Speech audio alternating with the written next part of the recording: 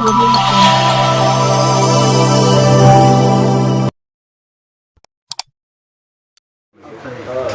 दिनांक 23/4/2023 समय 7:30 बजे एक कॉन्फ्रेंस के लिए मैं पत्रकार बंधुओं को निमंत्रण दिया था, जिसमें सारे लोग उपस्थित हैं। इसके लिए मैं धन्यवाद ज्ञापित करता हूं और बड़े भाइयों को, और बताना चाहता हूं इस कॉन्फ्रेंस के माध्यम से कि हमारा जो बहुजन समाज पार्टी की राष्ट्रीय अध्यक्षा बहन कुमारी मायावती जी ने इस छोटे से कार्यकर्ता को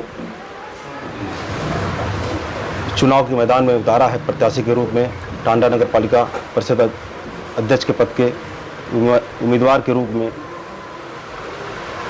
इसमें हमारा कुछ व्यू क्लियर होने जा रहा है। जो टांडा का जुड़वा कस्बा मुबारकपुर है, यहाँ से वाहिद एक प्रत्याशी मैं बहुजन समाज पार्टी से हूँ, और इस कॉन्फ्रेंस का करने का एक ही रीज़न है कि यहाँ की आम पब्लिक जो है इस कॉन्फ्रेंस को करने के लिए हमको उत्साहित किया, और इस कहने के लिए कि आज मुबारकपुर एकता का नारा गूंजेगा, और इसमें हमारा कुछ महत्वपूर्ण जो एजेंडा है आज उसको हम ओपन करना चाहते हैं, जिसमें बाद में आप पत्रकार बंधुओं को एक एक छाया प्रति उपलब्ध होगी। और मैं बता देना चाहता हूं कि टांडा नगर पालिका परिषद के अंदर जो एक बदलाव की लहर दिख रही है, इसके नाते हमको तत्काल प्रभाव से एक कॉन्फ्रेंस बुलाने की आवश्यकता शायद दिखाई दी, और हमने आप लोगों को निमंत्रण दिया।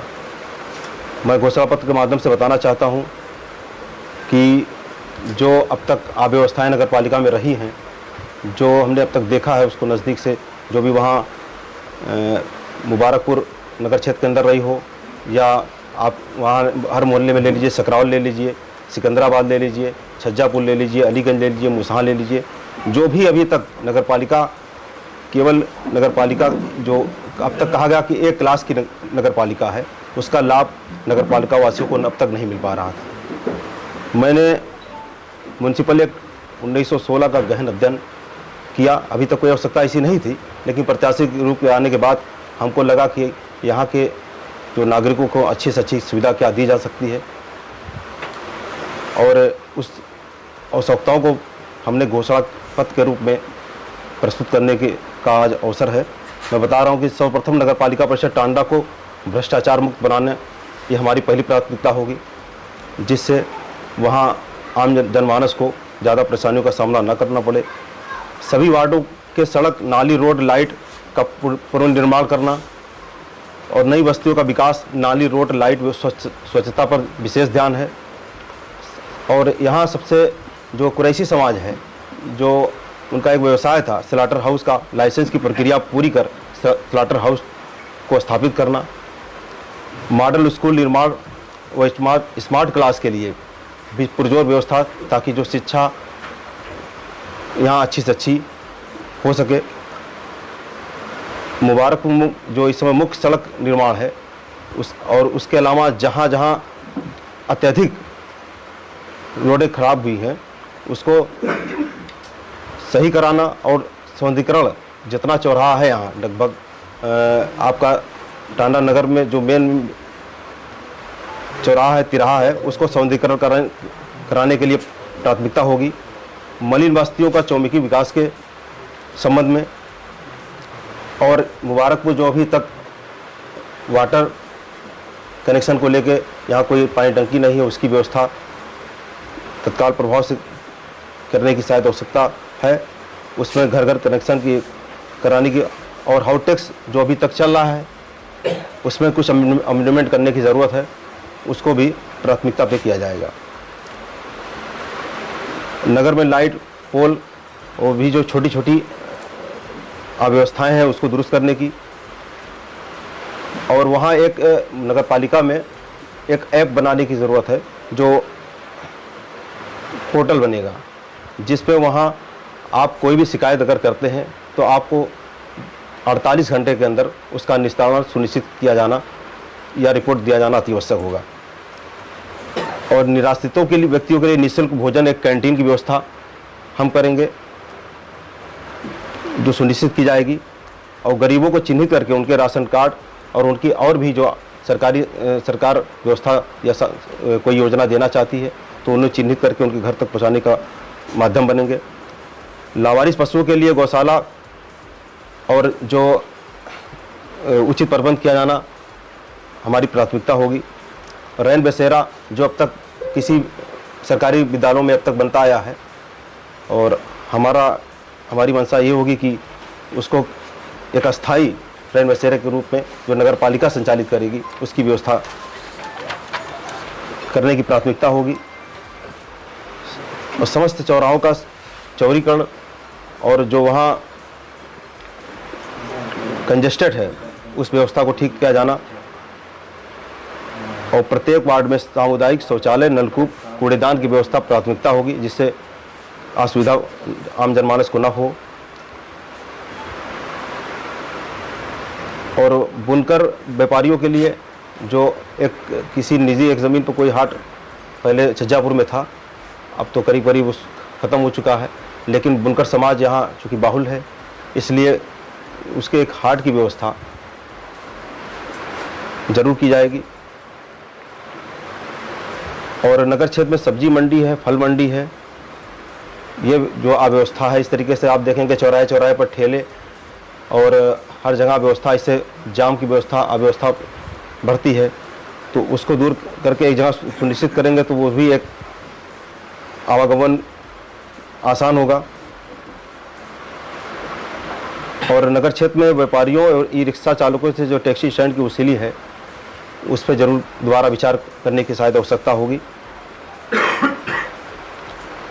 और नगर क्षेत्र के सभी वार्डों में पीने योग्य स्वच्छ जल व्यवस्था किया जाना सुनिश्चित हमारे घोषणा पत्र में के माध्यम से बताया गया है। बाकी आप लोगों को अगर कोई इसके अलावा कोई सवाल जवाब हो तो उसका हम जवाब देने लगे। आपका मौसम आएगा, हम गिट्टियाँ बटोर लेंगे, विकास बटोर इतने में आगे सिमट जाएगा, फिर विकास। हमने अभी आपको बताया कि एक पोर्टल हमारे यहाँ सुनिश्चित करने की जो हमारे इस एजेंडे के माध्यम से बताया गया है वो हमारा सारा निराकरण उसी से होगा। जो भी शिकायतें आएंगी उस पर ठोस कार्रवाई सुनिश्चित करना हमारी मंशा है। Thank you. पशुओं को अब शहर की तरफ भेज रहे हैं, तो इसके लिए क्या व्यवस्था की? क्योंकि बहुत ज़्यादा इससे ट्रैफिक से कहीं ना कहीं दिक्कत आ रहा है ट्रैफिक में। इसके लिए कोई टीम बनाएंगे, मजनू व्यवस्था की गई थी सर ना, उस तरीके का आवारा पशुओं के लिए जो इसमें हमने एक पॉइंट एंट्री की है, जो आप कहना चाह रहे हैं उसका यही जवाब है कि जब वो उनके लिए व्यवस्था की जाएगी तो जो असुविधा पैदा हो रही है उसको उससे दूर किया जाएगा। के लिए खत्म, क्योंकि बहुत सारे ऐसे बिग सिटी हैं जो वहाँ पे खत्म है सर। देखिए, जो म्यूनसिपल एक्ट 1916 है उसमें अमेंडमेंट की व्यवस्था है, न कि आप उसको ख़त्म करवाएं। क्योंकि हाउस टैक्स सरकार की एक इनकम की व्यवस्था बनाई गई है जिससे वहाँ आम जनमानस को उसकी सुविधा दी जा सके। अगर इस तरीके से सारी व्यवस्थाएं खत्म होंगी तो व्यवस्था हमारा अकबरपुर में है, वहाँ पे छः पैसे हैं और यहाँ पे तो मैंने सर कहा कि वही चीज़ संशोधन अमेंडमेंट उसमें वो बोर्ड की बैठक में सुनिश्चित किया। बिल्कुल खत्म नहीं कर सकता कर रहे हैं। अगर आप चेयरमैन बने तो उसके लिए क्या करेंगे? हमने अपनी मंशा जाहिर कर दी है कि उस पोर्टल के माध्यम से जो भी होगा 24 घंटे के अंदर कार्रवाई सुनिश्चित किया जाना तय है। वो तो एक आज हमको यह अवसर मिला हुआ है, मैं उस समाज से ही बिलोंग करता हूं जो यहाँ बुनकर बाहुल क्षेत्र है और मैंने हमेशा एक बुनकर समिति के माध्यम से बुनकरों की समस्या को उठाता रहा हूं और हमारी पार्टी भी उठाती रही है। अब जल्दी आप ठंडक में देखे होंगे कि मैंने तनहा एक मैटर को लेके 7 दिन कड़ाके की ठंडी पर मैंने धरना प्रदर्शन दिया था और इस बात को मैं बुनकर के साथ साथ समाज को विश्वास दिलाना चाहता हूं कि किसी प्रकार की कोई समस्या अगर मेरे लायक होती है, क्योंकि आज ये चुनाव जरूर मैं लड़ने जा रहा हूं, लेकिन एक दृढ़ क्षमता में हमारे अंदर है कि मैं एक पेशे से वकील भी हूं। इसलिए लड़ना मेरा धर्म है आम पब्लिक के लिए, इससे हमको कोई गुरेज नहीं। Thank you. बीते दिनों बुनकरों की जो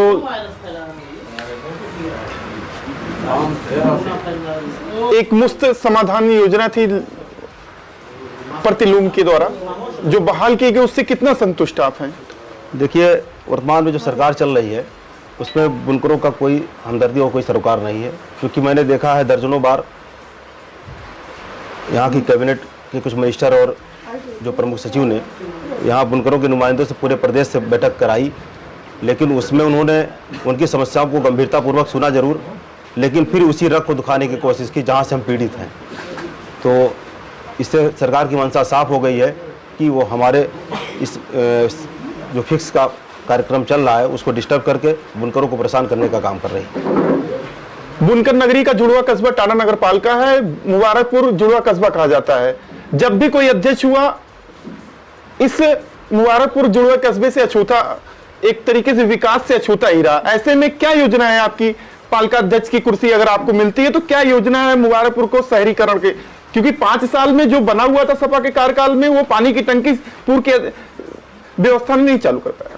देखिए, एक अध्यक्ष के रूप में अगर मैं हमको अवसर टांडा की सम्मानित जनता देती है तो निश्चित तौर पर समान रूप से प्रत्येक क्षेत्र का समान रूप से विकास करने की हमारी मंशा होगी। माल वाहकों से जो वसूली हो रही है वर्तमान में, और ई रिक्शा वालों से, और वैकल्पिक रूप से जो स्टैंड बनाए गए, उससे कितने संतुष्ट आप दिख रहे हैं? जी, फिर से एक बार रिपीट करें। मैं ये कह रहा हूं कि माल वाहकों से जो वसूली हो रही है वर्तमान में, जो शासन की तरफ से व्यवस्था स्टैंड की होनी चाहिए वो नहीं है, और माल वाहकों से वसूली रोजाना जारी है। ऐसे में क्या योजना है आपकी माल वाहकों से? क्योंकि टैक्सी स्टैंड में राजस्व बढ़ाने को लेकर बोर्ड की बैठक में किया गया, लेकिन नगर पालिका के आरोप है कि नगर पालिका के प्रशासन, वहां के कर्मचारियों ने बदमाशी की और कुछ कर जो नहीं लेने चाहिए थे उसको लेने का काम कर रहे हैं, जैसे कि मालवाहकों से वसूली का। जो अवैध रूप से कोई वसूली हो रही है नगर पालिका से टैक्सी स्टैंड या किसी प्रकार से, हमने अभी एक बात बताया कि वो सारी शिकायतें 48 घंटे में आपको सुनिश्चित तौर पर निस्तारण मिलेगा। और दूसरी एक चीज़ है कि जो आप बता रहे हैं, इस समय वर्तमान में हमको हमारे संज्ञान में आया टैक्सी स्टैंड, नगर क्षेत्र टैक्सी स्टैंड और कुछ ई रिक्शा चालकों से भी अवैध वसूली हो रही है इस समय। तो उस पर हमारा ध्यान है, इसीलिए हमने अपने एजेंडे में सारी चीज़ें शामिल कर ली। Thank you sir.